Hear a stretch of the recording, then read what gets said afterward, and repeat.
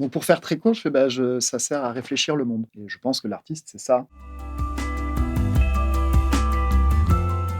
Bienvenue sur La Traversée sonore qui vous fait découvrir les artistes de l'exposition Dialogie, de l'éclaircie à l'horizon, qui recouvre actuellement une partie du premier étage de la traverse à Vannes. Dans ce 19e épisode, nous allons à la rencontre de l'artiste Simon Ogade. Je m'appelle Simon Ogade, je suis artiste plasticien, plutôt orienté sur, la sculpture, le volume, l'installation, grand format, voire même, carrément monumental, in situ, pour la plupart aussi et pareil pour la plupart en bois. Ça a commencé donc moi je viens des Hautes-Pyrénées, je suis venu en Bretagne à Lorient pour mes études aux Beaux-Arts et voilà et du coup, je suis resté dans la région et puis, déjà, en fait, les premiers jalons de notions, de matériaux, de un peu façon de faire, de se saisir aussi des lieux dans lesquels j'interviens et cetera, a commencé à naître quand même, aux Beaux-Arts et puis ça a continué, ça s'est enrichi, étoffé, amplifié et cetera, au fil des créations qui, en fait, m'amènent souvent, bah, plutôt, je suis plus souvent ailleurs que chez moi, en fait, voilà. Et effectivement, aux Beaux-Arts, déjà, se saisir alors j'ai quitté un peu le champ de la représentation, de la peinture, des choses comme ça, pour arriver directement sur, la présentation directe, d'éléments, réels dans le réel, avec on va dire une sorte d'art situationnel, si je puis dire, plus qu'in situ.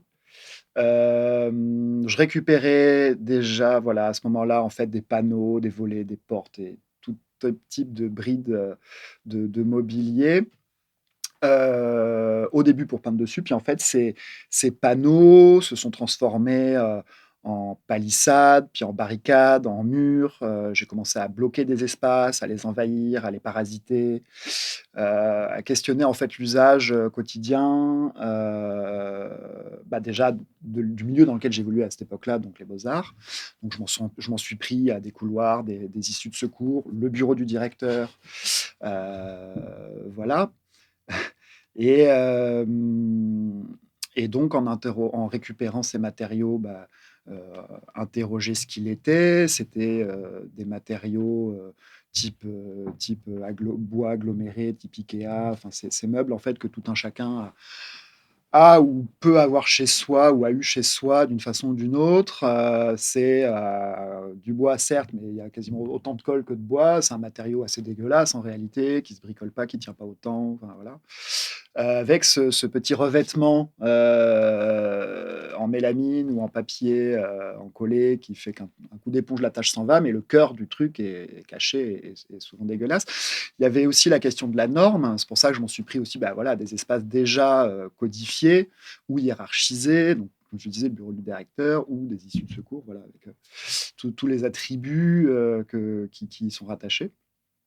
Donc la question de la norme, la question du passage, heu et en fait de ce qui sépare les choses d'une façon générale, donc de la frontière, de l'inclusion, de l'exclusion, de ce qui en fait régit beaucoup notre monde, en réalité. Voilà, j'en reviens à ces matériaux-là, en fait, et aux zones dans lesquelles j'intervenais. Donc ça vient questionner l'architecture. Donc en fait, comment on organise nos espaces et comment ces espaces influencent nos vies et nos façons de penser aussi. Car, en fait, qu'on le veuille ou non, l'espace est politique, d'une façon ou d'une autre. Et donc voilà, donc c'est des matériaux issus d'une industrie, des designs qui sont issus d'une normalisation, d'une rentabilité, de toute cette logique-là et de voir en fait comment ces éléments viennent, s'immiscer dans nos espaces même intimes et donc du coup, sans qu'on le sache, nous influencent sur notre façon de concevoir nos espaces et du coup notre monde. Ouais, donc cette économie de moyens, donc au début, ces éléments-là, donc c'était du bois, mais c'était pas du bois brut, que j'allais récupérer en fait dans les déchetteries, puis plus tard dans les communautés Emmaüs voisines au projet, selon où je les réalisais. Ce qui fait que du coup, je me frottais aussi à une autre faune de la population, dans ces milieux-là, qui eux aussi finalement sont un peu en marge. Les gens qui récupèrent en déchetterie ou, la communauté Emmaüs, c'est des gens, voilà, qui sont pas dans le carcan, classique, normalisé d'une vie. Voilà. Et puis, ouais, un rapport direct, parce qu'après, j'ai pu reprendre des bois plus bruts, plus nobles, entre guillemets. Et en fait, il y a ce rapport où, effectivement, le bois, sans avoir beaucoup de moyens, on peut quand même faire beaucoup de choses. Voilà. Et puis, sans compter que c'est vrai que c'est un matériau qui nous parle. Ouais, c'est un matériau que l'homme a toujours travaillé, en fait, depuis son origine, qui nous a chauffés, abrités, et ainsi de suite. Euh, voilà. Et puis, je pense que ce soit le matériau ou le rapport au volume, bon, c'est peut-être un peu narré romantique de le dire comme ça après coup, mais peut-être que le fait de venir effectivement d'avoir quitté les Hautes-Pyrénées, d'avoir eu cet environnement-là, a peut-être aussi été influent sur. L'idée, c'est de saisir le spectateur. Si je suis arrivé sur ces façons de faire, ces formats, ces situations-là, c'était une façon de pouvoir avoir un impact, c'est-à-dire c'est des œuvres sur lesquelles on ne fait pas le détour. Elles sont là et on peut pas ne pas les voir ou passer à côté sans qu'il se passe quelque chose, ou tourner le regard. Voilà. Donc il y avait vraiment ce côté-là de saisir. Et puis, je pense que c'est une autre lecture aussi, l'échelle, le rapport monumental, une façon à la fois parler aux yeux, enfin voilà, c'était visuel, intellectuel, mais il y a aussi une autre appréhension, un autre vécu qui se passe, qui est physique en fait, qu'on a des fois du mal même à nommer. Donc il y a ces dimensions-là, une implication totale aussi de moi-même dans mes créations. Il y a quelque chose de presque performatif, et du coup, bon, ça rejoint un peu ce que je disais, d'essayer de choper aussi le spectateur dans cette expérience-là.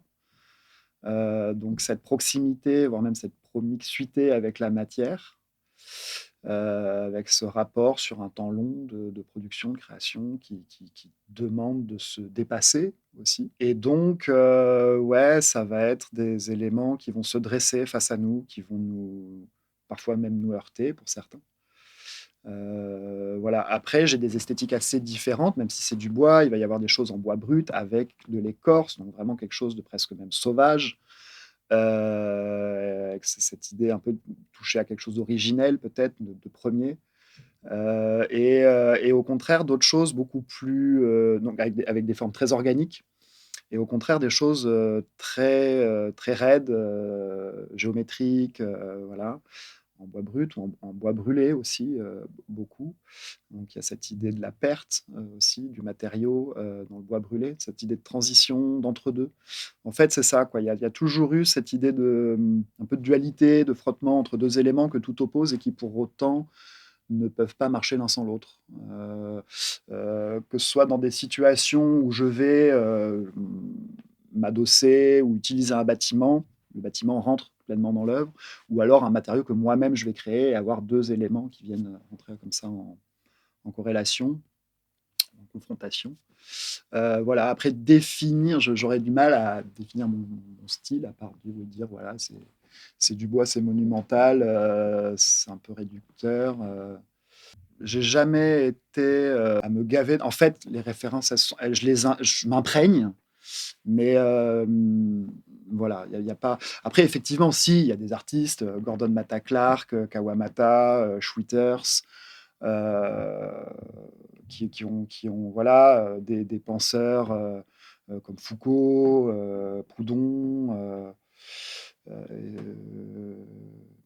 voilà, même un bouquin là qui reparlait par exemple de l'histoire du barbelé aux États-Unis. Donc ça n'a rien à voir, mais en fait ça ramène cette idée de frontière. En fait, c'est l'humain en fait. Hein. La référence, ça peut être tout autant des arbres qu'on va tailler et qui au bout d'un moment vont devenir complètement monstrueux. Ça va être quelqu'un qui boite dans la rue. Parce que en fait son boulot l'a défoncé, donc il y a un caractère social qui. En fait, c'est tout ça en fait les influences. Il y a pas. La plupart de mes projets me marquent, au sens propre comme au sens figuré. Il y a un projet qui m'a marqué effectivement au sens propre. Je me suis gravement blessé, j'ai failli passer. Mais chaque projet, enfin les vrais gros projets à chaque fois que je mène, sont des portions de vie, quoi. C'est une aventure, voire même une épopée. C'est vraiment, tout est concentré pour servir ce projet-là. C'est-à-dire que euh, bon, ici, c'est un peu différent parce qu'il y a d'autres artistes, il y a un contexte qui est super cool et qui est génial. Du coup, ça change un peu, ça fait aussi du bien. Parce que sinon, c'est vrai que c'est un peu ermite. Je suis en fait souvent, très souvent solo sur mes créas. Et du coup, c'est un petit peu monacal des fois dans le sens où, bah, en fait, c'est des journées de l'aube à l'aube quand je bosse dehors, parce que souvent quand on fait du gros, bah, on est un peu relégué aux extérieurs. Mais du coup, même quand je dois manger, tout ça en fait est rythmé par ce pourquoi je suis là, quoi. Euh, voilà. Donc elles sont toutes marquantes, quoi. C'est à chaque fois ouais, je parlais de dépassement tout à l'heure, donc il y a un peu ce truc-là. Donc c'est vrai que quand on arrive au bout, après l'œuvre m'appartient plus, puis bon, on passe à autre chose, mais sur le moment, c'est d'une densité. Alors, tout dépend sur quel. Oui. Si les droits moraux, on va dire, m'appartiennent. Mais non, non, non. Après, elle est aux lieux et aux yeux qui le regardent et aux gens qui le vivent, qui la vivent. Il y a presque un. C'est peut-être un peu gros, quoi, que des fois, une fois que tu as fini, tu es tellement rincé, puis tu sais plus où tu habites. Il y a presque un syndrome postpartum à la fin où tu oscilles entre un détachement, tu es dans une forme de nostalgie, et en même temps tu es content que ce soit fini, mais du coup le rythme est tellement dense, comme je disais, que quand ça s'arrête et revenir à une vie entre guillemets normale, c'est très étrange. On travaille d'atelier tranquillou, même s'il peut y avoir des travaux d'atelier costauds, c'est pas ça, mais c'est qu'il y a un contexte qui vient effectivement amplifier ça. Comme je disais, quand on bosse en extérieur, bah, moi j'ai un timing, hein, donc qu'il pleuve, qu'il vente, qu'il neige, qu'il grêle, bah, je suis dessous. Donc ça compose avec. C'est énormément de matières premières, donc en fait je brasse beaucoup, beaucoup, beaucoup de matière. Des fois même avant même de la mettre en œuvre, puis à sa mise en œuvre. Euh, donc ouais, c'est total, quoi. Moi, ça a mis un mot, je pense, bon, peut-être un peu savant, mais surtout un mot, à mon avis, exact, d'une certaine façon, sur ce que je disais tout à l'heure, ce rapport de dualité, d'opposition et de conjugaison, de choses que tout oppose et qui en même temps ne peuvent fonctionner ensemble. Ce rapport de frontière entre deux éléments, et en fait, c'est ce jeu, euh, et c'est, je pense, là où tout se passe, en fait. Euh, donc non, ça m'a au contraire, c'est un des éléments moteurs qui m'a fait me dire oui, clairement, ça touche à un point euh, vraiment exact de ce que je tente de définir en fait à travers mon travail. Parce que je pense que ce rapport-là, il est dans nos vies tout le temps. Il est à la fois, de toute façon, réel, concret, et puis je pense aussi le symptôme, je sais pas trop, des maux de nos sociétés aussi, quoi. En tout cas, le fait de pas forcément le comprendre et de rester dans cette dichotomie comme ça, un peu.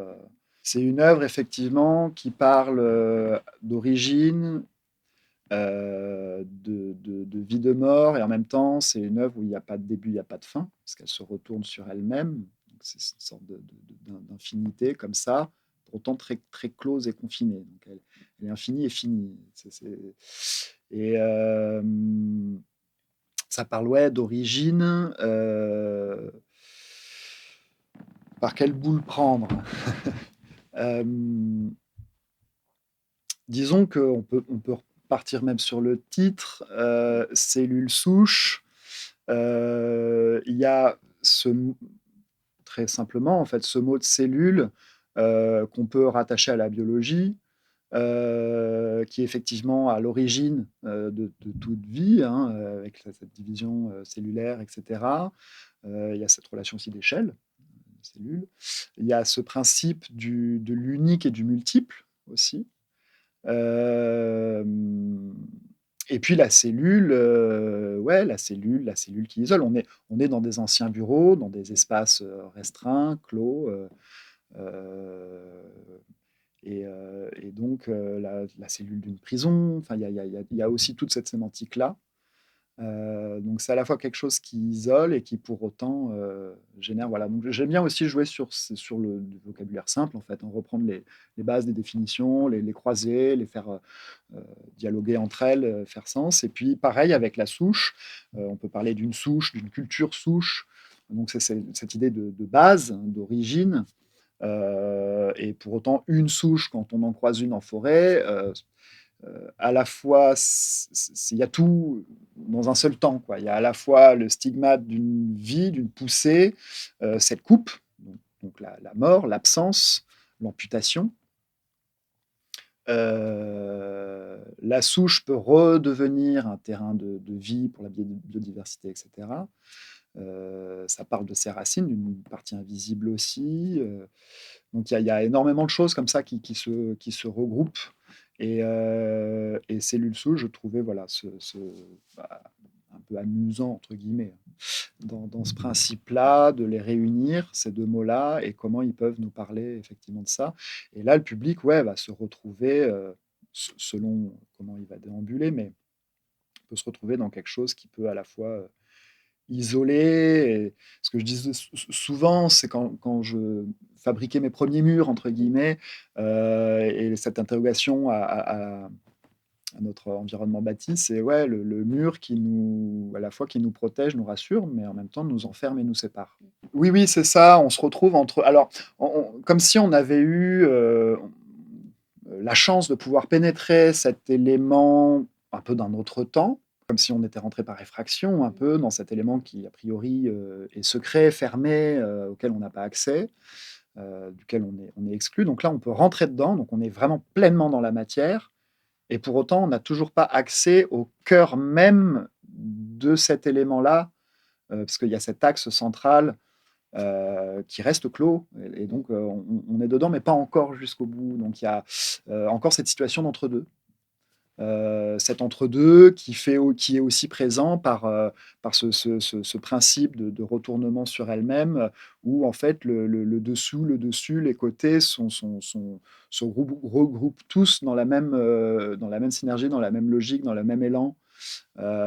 Et du coup, il y a cette perte aussi de repères, mais il y a cette idée, oui, on a passé une paroi, mais il en reste encore une. Donc cette question de l'accès, voilà, on peut faire son espace, cet espace sien, et pour autant, il y a un truc qui nous échappe. Voilà. Et puis, il y a cette matière qui relie à la souche bois, puisqu'on est dans l'écorce. Et en même temps, on est sur un élément retourné. Donc, c'est pas logique non plus. Comme si on était dans la graine, mais enfin, il y a quelque chose qui déconne quand même, quoi. Euh, donc voilà, j'aimais bien cette perturbation. Et puis, c'est vrai que c'est la première fois, je pense, que je fais avec ce matériau une installation dans un endroit aussi confiné.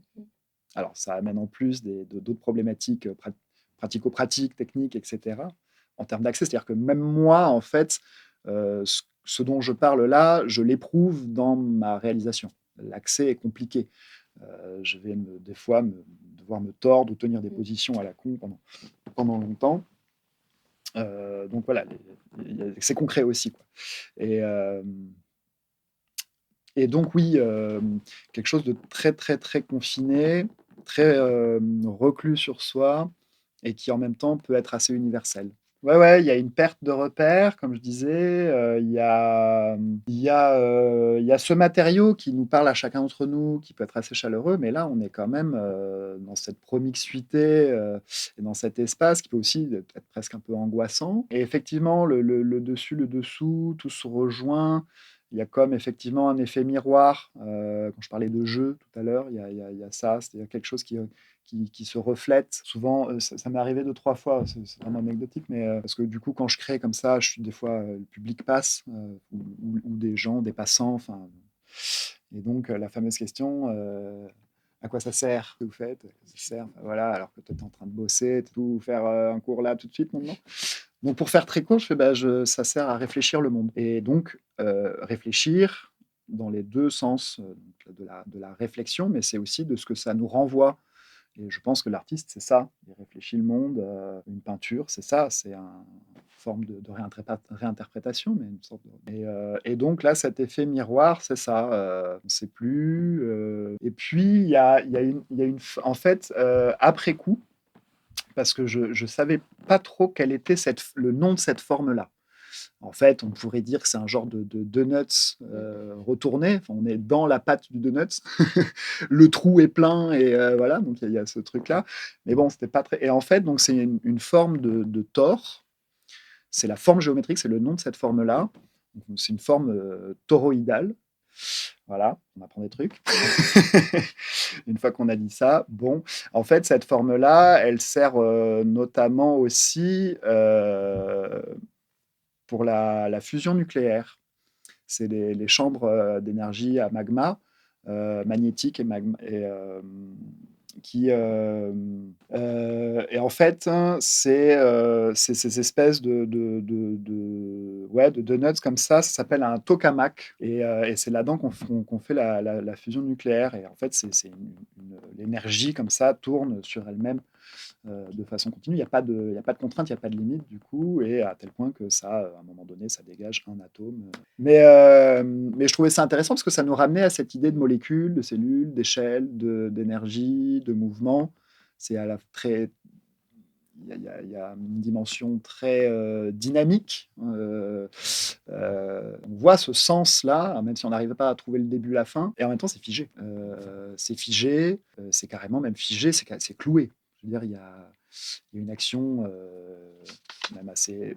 Alors, pareil, là aussi, c'est un peu paradoxal, parce que je vais caresser chaque centimètre des écorces, etc. Donc, il y a une relation intime très forte, parfois sensuelle, et d'autres fois carrément violente. Enfin, je perfore chacun des éléments à coups de clou, quoi. Donc c'est au marteau, et en même temps, des fois, ça va être très très délicat. D'autres fois, enfin voilà.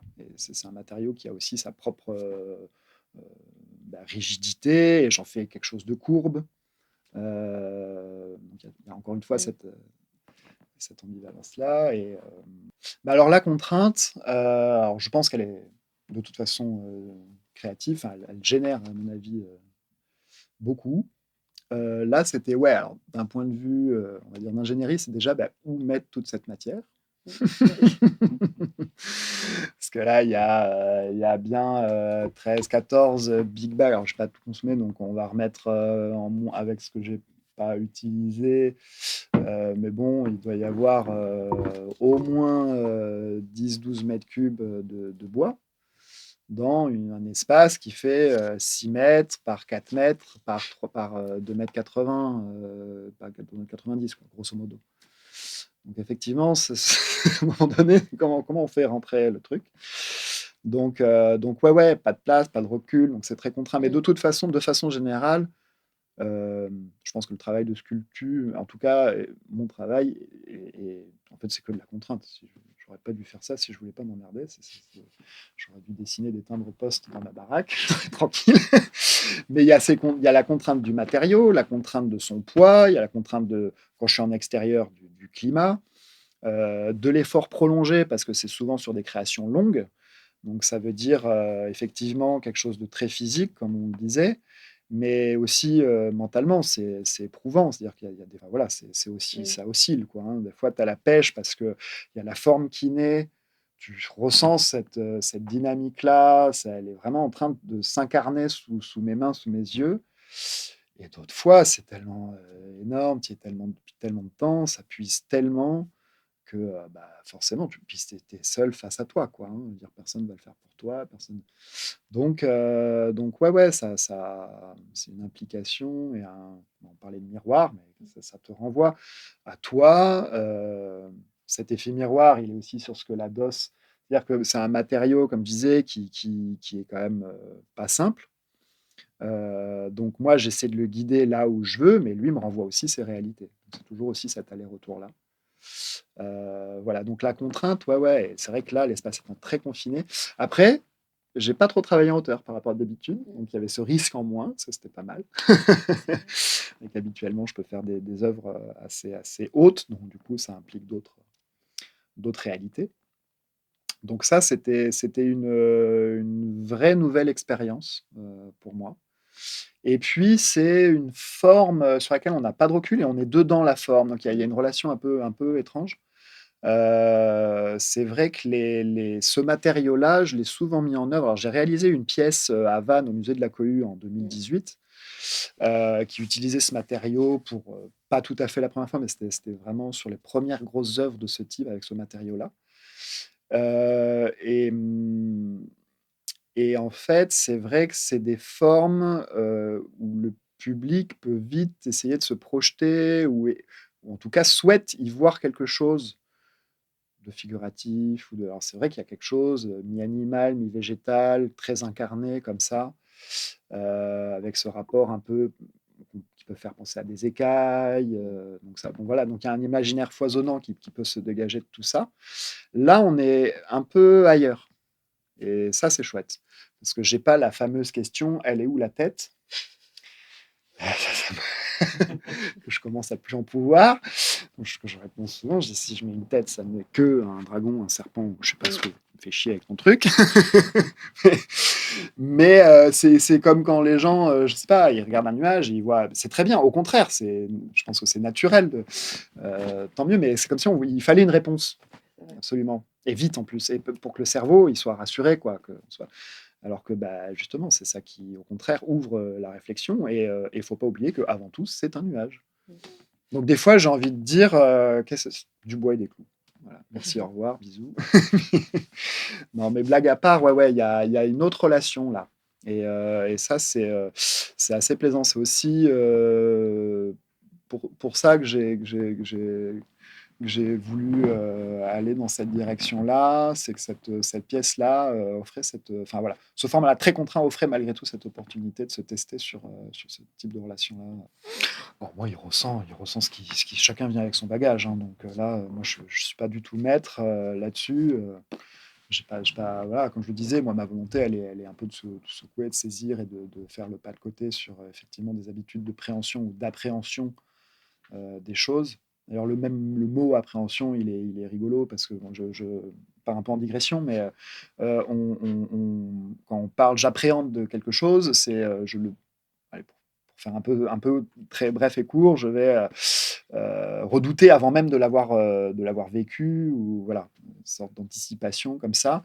Alors qu'en fait, appréhender quelque chose, c'est s'en saisir de la main. C'est l'appréhender, c'est en fait faire connaissance avec un élément. Donc c'est très concret. Et donc on voit bien comment des fois les formules, les mots changent ce qui est initialement la définition de la chose.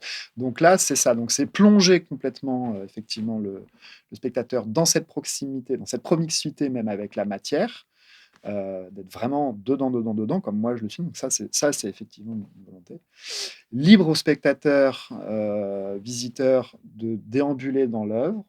Quoi qu'il arrive, il est obligé d'y passer. Alors, il y a quand même un passage, on a pris soin de faire un passage un peu moins accidenté pour que tout le monde puisse quand même vivre une expérience dans cette œuvre. Euh, mais, euh, mais voilà.